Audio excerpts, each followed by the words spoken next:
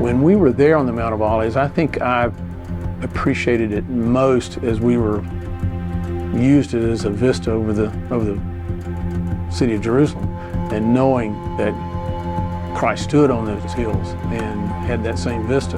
Well, it really was quite different from what I had vision in my head. The view from Mount Olives is just spectacular, looking at the city of Jerusalem. I've seen pictures of it before, but being there just really kind of made it come alive. I'm standing here on the top of the Mount of Olives, and behind me you can see the Old Testament city of David. And of course, this is the same area where the New Testament city was. Jesus was continually involved in ministry, and he was going back and forth every day, teaching in the temple, coming back. This became the epicenter of his ministry. In Scripture, it tells about Jesus retiring to the Mount of Olives after he's been preaching in the temple. I would envision that was a long journey for some reason. Things a lot closer than I would really expected.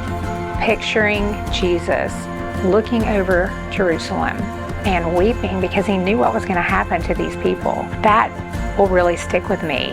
Well, to jump forward, after he was crucified and raised from the dead, they took a trip up to the top of this mountain nearby where we were standing, and here's what happened. And you shall be my witnesses in Jerusalem, there you go, in Judea, in Samaria, and to the remotest parts of the earth.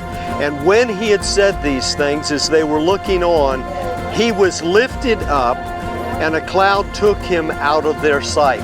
It was from this very spot that Jesus ascended into heaven. Two angels appeared, and they said, "Why are you standing here looking?" Said, "He is going to come back in the same way that he went."